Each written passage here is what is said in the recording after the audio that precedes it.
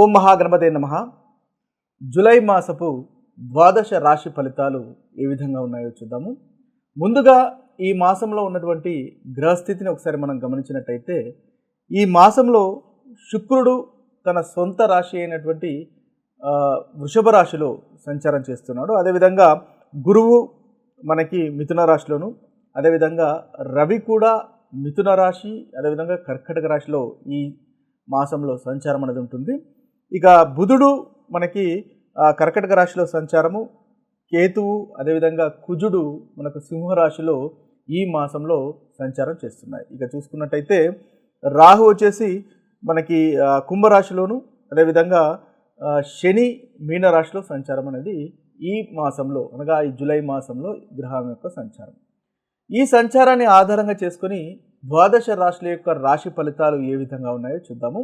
ఇక జూలై మాసంలో మేషరాశి వారి యొక్క ఫలితాలు కనుక మనం ఒకసారి గమనించినట్టయితే, ఈ మేషరాశి వారికి ముఖ్యంగా కుజుడు 5వ స్థానంలో సంచారం చేస్తున్నాడు. అదేవిధంగా కేతు కూడా 5వ స్థానంలో సంచారము, శుక్రుడు వీరికి 2వ స్థానంలో చక్కగా తన యొక్క సొంత రాశి అయినటువంటి వృషభ రాశిలో సంచారం అనేది చేస్తున్నాడు. కాబట్టి శుక్రుడు ఈ మేషరాశి వారికి ఈ మాసంలో చాలా చక్కటి ఫలితాలు కలుగజేస్తున్నాడు. ఇక చూసినట్టయితే మనకి బుధుడు 4వ స్థానంలో సంచారం చేస్తున్నాడు. బుధుడు కూడా మేషరాశి వారికి ఉత్తమమైనటువంటి ఫలితాలు కలుగజేస్తున్నాడు. ఇక రవి వచ్చేసి వీరికి 3వ స్థానంలోనూ, అదేవిధంగా 4వ స్థానంలోనూ సంచారం చేస్తున్నాడు. మొదటి భాగంలో అంటే దాదాపు ఈ మాసం 15వ తేదీ వరకు రవి కూడా మీకు అనుకూలమైనటువంటి ఫలితాలు కలుగజేస్తాడు. ఇక రాహు 11వ స్థానంలో సంచారం చేస్తున్నాడు. రాహు వల్ల కూడా ఈ మేషరాశి వారికి చక్కటి ఫలితాలు కలుగుతాయి. ఇక ఉత్తమమైనటువంటి ఫలితాలు కనుక మనం చూసుకున్నట్టయితే, వీరికి 2వ అధిపతి అదేవిధంగా 7వ అధిపతి అయినటువంటి శుక్రుడు 2వ స్థానంలో చక్కటి లాభదాయకంగా ఉన్నాడు. కాబట్టి కుటుంబ స్థానము అనుకూలంగా ఉంటుంది మేషరాశి వారికి. ముఖ్యంగా భార్య కానీ భర్త వల్ల కానీ ధనలాభం కలిగేటటువంటి అవకాశాలు మనకు అధికంగా కనిపిస్తున్నాయి. ముఖ్యంగా మీ యొక్క మాట తీరు మృదువుగా ఉంటుంది. ఆ మాట తీరు వల్ల ధనలాభం అనేది కలుగుతుంది. ఫ్యామిలీ లైఫ్ అనేది కంఫర్టబుల్గా ఉంటుంది మేషరాశి వారికి ఈ మాసంలో. ముఖ్యంగా శుక్రుడు అనుకూలంగా ఉన్నాడు కాబట్టి. ఇక చూసినట్టయితే మనకి బుధుడు అంటే 3వ అధిపతి కూడా 4వ స్థానంలో సంచారం చేస్తున్నాడు. బుధుని యొక్క సంచారం అనేది చాలా చక్కగా అనుకూలంగా మేషరాశి వారికి కనిపిస్తుంది. ముఖ్యంగా ఈ రాశి వారికి ఈ మాసంలో మంచి చక్కటి ఆలోచనలు వస్తాయి. వ్యాపార రీత్యా అనుకూలంగా ఉంది. అనుకున్నటువంటి పనులు మీరు చేయగలుగుతారు. మానసిక సంతోషం బాగుంటుంది. బంధువులు కూడా ముఖ్యంగా సహాయ సహకారాలు అందిస్తారు. స్నేహితులు ముఖ్యంగా సహాయ సహకారాలు మీకు తప్పకుండా అందిస్తారు. అదేవిధంగా ఆరోగ్యం కూడా మెరుగుపడుతుంది. 6వ అధిపతి బుధుడు కాబట్టి ఏదైనా లీగల్ వ్యవహారాలు కూడా ఉన్నట్టయితే ఆ లీగల్ వ్యవహారాలు కూడా ఒక కొలికి వస్తాయి. తద్వారా చక్కటి ఫలితాలు మీకు కలుగుతాయి, మీకు అనుకూలంగా ఉంటాయి. ఇక ప్రయాణాలు కూడా 6వ స్థానాధిపతి కాబట్టి ప్రయాణాలు కూడా మీకు చాలా చక్కగా అనుకూలిస్తాయి. మేషరాశి వారికి ఇబ్బంది ఉండదు. 3వ స్థానము 6వ స్థానము ఉన్నటువంటి బుధుడు 4వ స్థానంలో సంచారం చేస్తున్నాడు కాబట్టి ప్రాపర్టీకి సంబంధించినటువంటి విషయాల్లో కూడా అనుకూలంగా ఉంటుంది. ప్రయాణాలకు సంబంధించినటువంటి విషయాల్లో అనుకూలంగా ఉంటుంది. ధైర్యంతో ముందుకెళ్తారు. తద్వారా చక్కటి ఫలితాలు అనేవి మీరు పొందగలుగుతారు. ఇక చూసినట్టయితే వీరికి రవి కూడా 3వ స్థానంలో ఉన్నాడు. ధైర్యం అనేది పెరుగుతుంది. ఆత్మవిశ్వాసం అనేది ఈ మాసంలో తప్పకుండా మేషరాశి వారికి పెరుగుతుంది. తద్వారా అనుకున్నటువంటి పనులు మీరు పూర్తి చేయగలుగుతారు. ముఖ్యంగా చూసినట్టయితే మొదటి భాగంలో రవి చాలా చక్కగా అంటే దాదాపు ఈ జూలై 15వ తేదీ వరకు రవి మీకు చాలా చక్కటి అనుకూలమైనటువంటి ఫలితాలు కలుగజేస్తున్నాడు. కాబట్టి రవి ముఖ్యంగా మీకు పంచమాధిపతి 3వ స్థానంలో సంచారం చేస్తున్నాడు. మీకు ఇన్వెస్ట్మెంట్స్ వల్ల కూడా లాభాలు అనేవి వస్తాయి. మీకు సంతానానికి సంబంధించినటువంటి విషయాలు మొదటి భాగంలో అంటే దాదాపు మొదటి 2 వారాల్లో చాలా చక్కటి ఫలితాలు అనుకూలంగా ఉంటాయి. సంతానం మీతో ప్రేమగా ఉంటారు.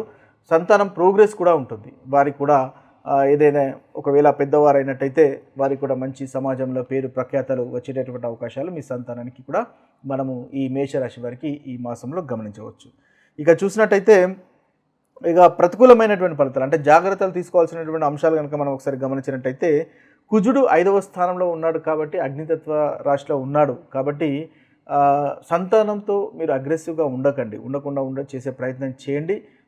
అంతగా అంటే పంచమ స్థానము అగ్నితత్వానికి సంబంధించినటువంటి స్థానము సింహరాశి, అదేవిధంగా కుజుడు అగ్నితత్వ రాశి, కేతు కూడా అగ్నితత్వ స్థానంలో ఉన్నాడు కాబట్టి కాస్త అగ్రెసివ్గా ఉండకుండా ఉండే ప్రయత్నం చేయండి. లగ్నాధిపతి కుజుడు పంచమ స్థానంలో ఉన్నాడు. ఇన్వెస్ట్మెంట్స్ చేసేటప్పుడు కూడా అగ్రెసివ్గా ఇన్వెస్ట్మెంట్ చేయకండి. కాస్త ఆచి తూచి చేయడం వల్ల మేషరాశి వారు చక్కటి ఫలితాలు మీరు పొందగలుగుతారు. ఇక ఈ మాసంలో ముఖ్యంగా మీరు చేయవలసింది హనుమంతుడిని పూజించండి. తద్వారా మంచి ఫలితాలు ఈ మాసంలో మేషరాశి వారికి కలుగుతాయి. ఇవి స్థూలంగా మీకున్నటువంటి ఫలితాలు. ఈ మాసంలో ముఖ్యమైనటువంటి సంఘటనలు కనుక జరుగుతున్నటివి చూసుకున్నట్టయితే మనకు జూలై 10వ తేదీన గురు పౌర్ణమి అనేది జరుగుతుంది. కాబట్టి ఈరోజు ఒక చక్కటి రోజుగా మనము గమనించవచ్చు. ఈరోజు మీకు ఎవరైతే గురువులు ఉన్నారో, మీకు విద్య నేర్పిన వారు కానీ, లేదా మీ యొక్క జీవితంలో మీకు సలహాలు ఇచ్చేవారు కానీ, మీ ఆధ్యాత్మికత గురువులు కానీ ఉన్నట్టయితే వారి యొక్క ఆశీస్సులు తీసుకోండి. తద్వారా చక్కటి ఫలితాలు అనేవి ఈరోజు కలుగుతాయి. ముఖ్యంగా చూసినట్టయితే మీ యొక్క గురువులకు పసుపు రంగు వస్త్రాలు లేదా స్వీట్స్ లాంటివి సమర్పించుకొని పసుపు రంగు పూలతో పూజించడం వల్ల చక్కటి ఫలితాలు కలుగుతాయి. అదేవిధంగా వారి యొక్క ఆశీర్వాదాలు తీసుకోవడం వల్ల మీకు చాలా చక్కటి ఫలితాలు ఈరోజు జరుగుతాయి. ఇంకా చూసినట్టయితే గురు బ్రహ్మ గురు విష్ణు గురుదేవో మహేశ్వర గురు సాక్షాత్ పరబ్రహ్మ తస్మై శ్రీ గురువే నమః అనేటటువంటి మంత్రాన్ని కూడా మీరు జపించుకోవడం వల్ల ఈరోజు ప్రతికూలమైనటువంటి ఫలితాలు, గురుగ్రహం వల్ల కూడా కలిగే ప్రతికూలమైనటువంటి ఫలితాలు తొలగిపోయి అనుకూలమైనటువంటి ఫలితాలు కలుగుతాయి. అదేవిధంగా బ్రాహ్మణులకు కూడా దానం చేయడం వల్ల ఈరోజు చక్కటి ఫలితాలు కలుగుతాయి. అదొక పరిహారంగా కూడా మనకు కలుగుతుంది. ఇక చూసినట్టయితే ముఖ్యంగా గురుగ్రహానికి సంబంధించినటువంటి దానము అంటే పసుపు రంగు వస్త్రాలు కానీ, అదేవిధంగా మనకి బెల్లం కానీ, అదేవిధంగా అరటి చెట్టుకు పూజించడం కానీ ఇలాంటివి చేసినట్టయితే చక్కటి ఫలితాలు మీకు కలుగుతాయి. ఇలాంటి పసుపు రంగు వస్త్రాలు, బెల్లము లాంటివి దానం చేయడం వల్ల కూడా మనకి ఈ గురుగ్రహం వల్ల కలుగుతున్నటువంటి ఏదైనా ప్రతికూలమైనటువంటి ఫలితాలు తొలగిపోయి అనుకూలమైనటువంటి ఫలితాలు కలుగుతాయి. ముఖ్యంగా వివాహం కాని వారికి, వివాహం డిలే అవుతున్న వారికి ఇది ఒక మంచి చక్కటి రెమెడీగా మీకు కలుగుతుంది. అదేవిధంగా సంతానం గురించి కూడా చూస్తున్న వారికి కూడా చక్కటి రెమెడీ అనేది మనకు కలుగుతుంది. అయితే ఈరోజు ఇంకా చూసినట్టయితే మనం గురు బీజ మంత్రాన్ని పఠించడం వల్ల కూడా 108 సార్లు పఠించడం వల్ల మనకు ఈ చక్కటి ఒక పరిహారంగా కలుగుతుంది. ఓం గ్రామ్ గ్రీం గ్రోం సహ గురువే నమః అనేటటువంటి బీజ మంత్రాన్ని కనుక పఠించినట్టయితే ఈరోజు మీకు గురుగ్రహం వల్ల కలుగుతున్నటువంటి ప్రతికూలమైనటువంటి ఫలితాలు తొలగిపోయి అనుకూలత అనేది పెరుగుతుంది, గురుబలం కూడా పెరుగుతుంది.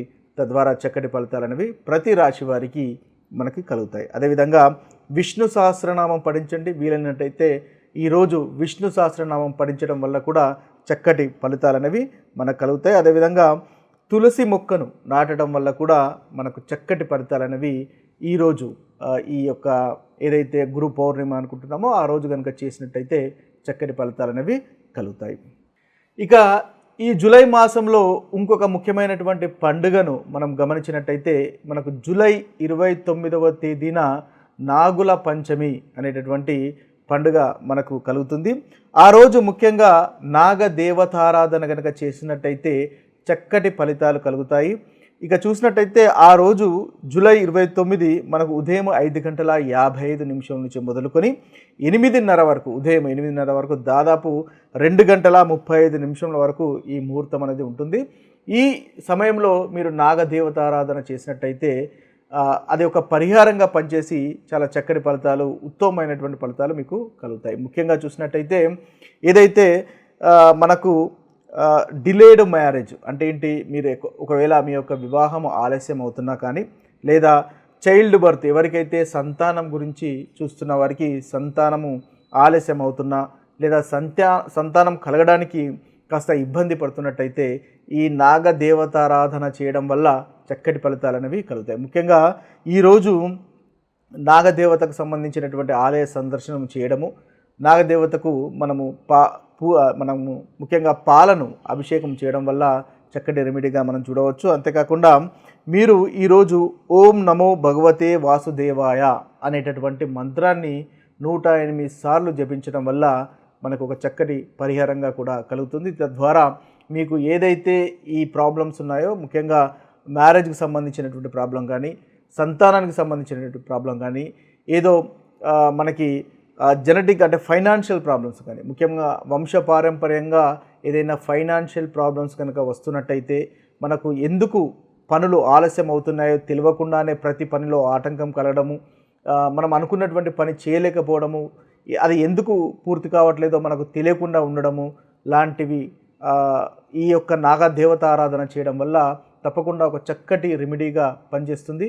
మీకు ఏదైతే ఏ విషయాలను అయితే ఇబ్బంది పడుతున్నారో ఆ విషయాలకు తప్పకుండా విరుగుడు లాంటివి అనేది జరుగుతుంది. ముఖ్యంగా ఈ నాగదేవతారాధన అనేది మీ యొక్క జన్మ జాతకంలో గనక రాహు కేతు అంటే 1వ స్థానంలో కానీ 7వ స్థానంలో కానీ 5వ స్థానంలో కానీ 8వ స్థానంలో కానీ ఈ స్థానాల్లో కనుక ఉన్నట్టయితే తప్పకుండా ఈ నాగదేవత ఆరాధన చేయడం వల్ల ఆ రోజు ముఖ్యంగా నాగదేవతకి పాలతో అభిషేకం చేయడము, పుట్టలో పాలు పోయడము, లేదా విష్ణువు యొక్క ఆలయం సందర్శించడం, లేదా శివుని యొక్క ఆలయం సందర్శించడం వల్ల ఇది ఒక చక్కటి పరిహారంగా ప్రతి రాశి వారికి ఉంటుంది. తద్వారా మంచి ఫలితాలు కలుగుతాయి. కాబట్టి వీలున్న వారు తప్పకుండా ఈ పరిహారాన్ని చేసుకోవడము మంచిది. ఈ మాసంలో మనం ముఖ్యంగా జరుగుతున్నటువంటి కొన్ని విషయాలు కనుక మనం ఒకసారి గమనించినట్టయితే జూలై 10వ తేదీన మనకు గురు పౌర్ణమి అనేది వస్తుంది. కాబట్టి ఇది గురు పౌర్ణమి రోజు కనుక మనం కొన్ని రెమెడీస్ కనుక చేసుకున్నట్టయితే చక్కని ఫలితాలు అన్ని రాశుల వారికి కలుగుతాయి. అందులో కనుక మనం చూసినట్టయితే ఈ గురు పౌర్ణిమ మనకు జూలై 10వ తేదీ రోజు కలుగుతుంది.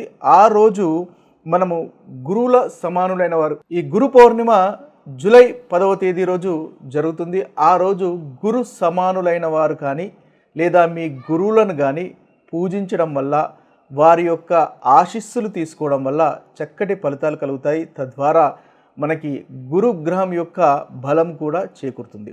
ముఖ్యంగా చూసినట్టయితే మీ యొక్క ఈరోజు ఎవరైనా ఆధ్యాత్మికత గురువు కనుక మీకు ఉన్నట్టయితే ఆ గురువును పూజించండి. లేదా వారికి ముఖ్యంగా పసుపు రంగు పూలు కానీ లేదా పసుపు వస్త్రాలు కానీ అదేవిధంగా స్వీట్స్ కానీ సమర్పించి వారికి ఆశీర్వాదాలు తీసుకున్నట్టయితే చక్కటి ఫలితాలు అనేవి ఈరోజు కలుగుతాయి. అదేవిధంగా ఓం గురు బ్రహ్మ గురు విష్ణు గురుదేవో మహేశ్వర గురు సాక్షాత్ పరబ్రహ్మ తస్మై శ్రీ గురువే నమః అనేటటువంటి మంత్రాన్ని కూడా ఈరోజు జపించుకున్నట్టయితే చక్కటి ఫలితాలు అనేవి కలుగుతాయి. అంతేకాకుండా బ్రాహ్మణులకు కూడా వస్త్రధారణం కానీ